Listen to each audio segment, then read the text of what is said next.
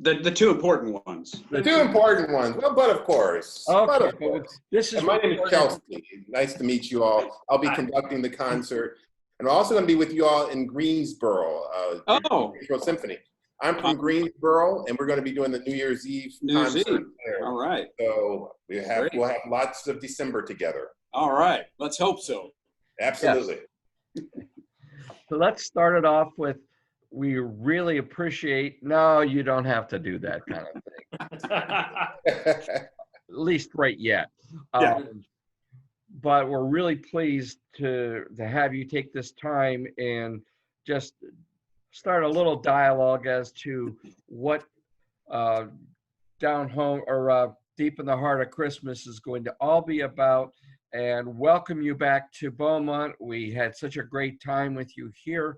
I'm going to just introduce Chelsea Tipton to you, and then I am going to just sit back and listen and not even watch away. So we thank you for doing this, and I will turn it over to Chelsea. All right. Thanks, Doug.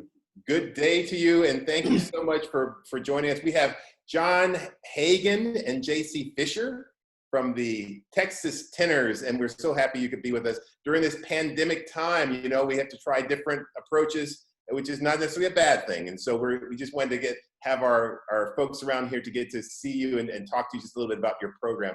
First of all, how are you all doing?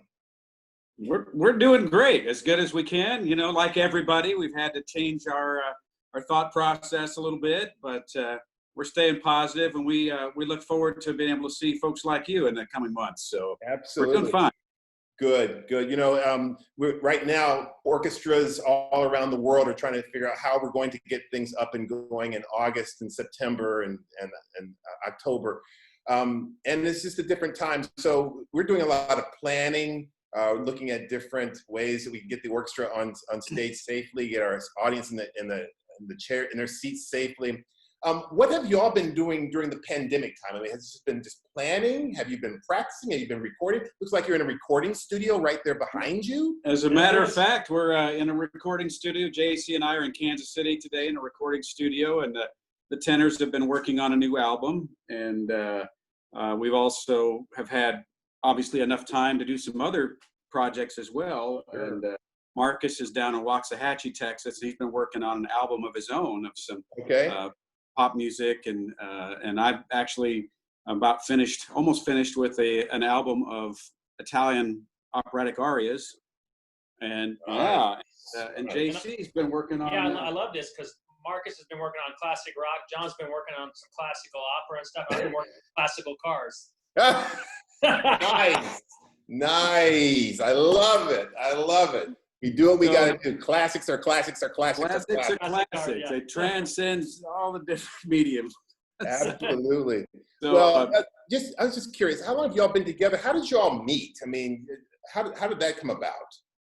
Yeah, we were in prison in Texas making license plates. This is supposed to be we were going to be finishing up our 10th year anniversary, but hasn't really happened. So we're going on year 11 here. We kind of skipped 10 years. Yeah, 10. We only got to do a little bit of that tour. So we're going on year 11, and it was really JC's idea that got us all together. Well, we've all been friends, and we just auditioned for America's Got Talent in 2009. Okay. It was kind of a fun idea that turned into over a 10-year career now. Yeah. It's been unbelievable. Absolutely. Yeah, there's so many platforms now to get for people to see talent. You know, those shows such as America's Got Talent, American Idol, they really have launched a lot of careers, and it's great that you all have worked together for so long. And could you describe for our viewers a little bit the Deep in the Heart of Texas? We're going to have you here with us December 6th, part of during our holiday period. How would you describe this program?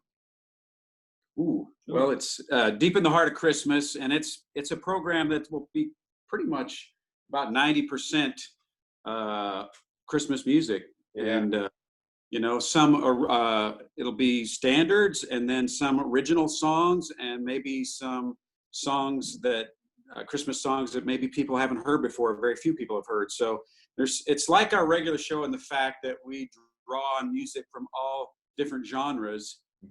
So it's a real, nice mix that way. But it's a really enjoyable evening, and it's great for the entire family from 2 to 102.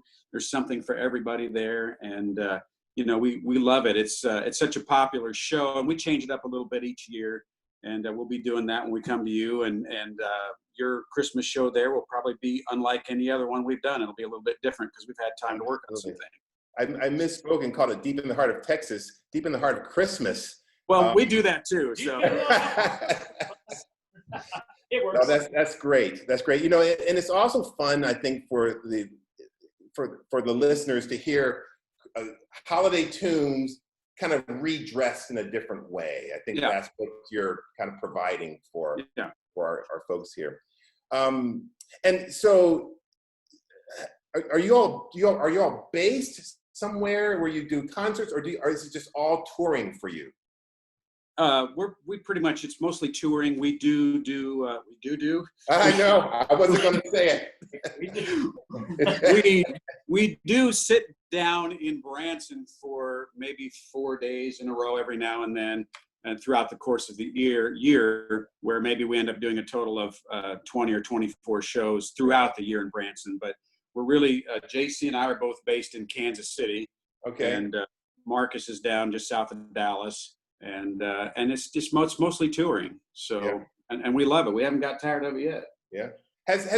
In your 10 years together, has the business changed a lot or not? Has it just been pretty consistent what you started out as what you're doing now, or has it changed? Because I noticed in the classical music business, there's been slow evolution. And I think now with this pandemic, we're looking at different ways to present concerts, different ways to get content out there.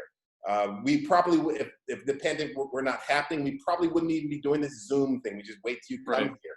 So has it changed much from your perspective? Well, what's crazy about the first year that we started the show, it was the first year that TV was in HD. Imagine turning on the TV and there was no HD. That was the year before us. Wow. And so even that element and all the reality show that's come along after that, it's made it possible for a group like us to have 100,000 Facebook fans in the first year. Yeah. Whereas traditional artists would take a long time, singing, in your local, bar and grill to get that kind of viewership. And it's unbelievable with the different elements. Like we have some video in our show, and a lot of interaction, and a lot of that's over the last 10 years changed as well, because the resolution has gotten so amazing. It almost makes it a part of the show. It intermingles and makes it feel like a whole different theatrical production when we have all these elements that we have available now. JC is kind of our techie, our techno video guy, and so we really like to take advantage of technology, and from his end with the videos, but also with our audio people and stuff. We that's all changed too. When we're on stage and we have our in-ear monitors, we each all have the soundboard, the mixer on our phones, and we can set our own settings. We don't have to talk to a technician. We can change it as we go, and all those sorts of things. It's something that really has evolved a lot. And as far as us musically, I'd say I think we've gotten a lot better in the last 10 years, and have stretched in different directions even more.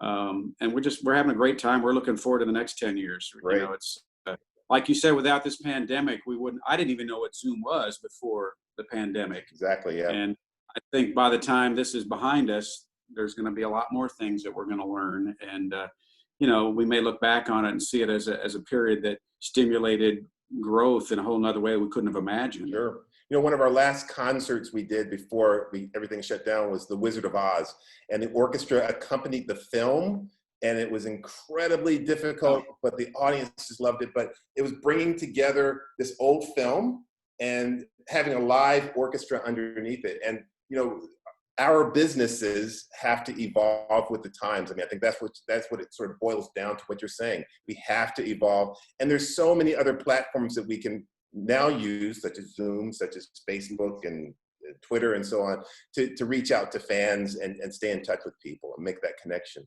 Absolutely. Well, you know, when you were here last time, I had a little eye problem, so I couldn't conduct the concert. I'm so looking forward to working with you all. And I know the audience just went crazy, and we're looking forward to having you to come back and bring your Deep in the Heart of Christmas program. I got it right that time, to our audiences. So we want you to stay safe, stay healthy, and we look forward to seeing you December 6th right here at the Julia Rogers Theater. You all take great care, and thank you so much for your time today. Thank you, Chelsea. We'll look forward to it. We'll see you all in Beaumont.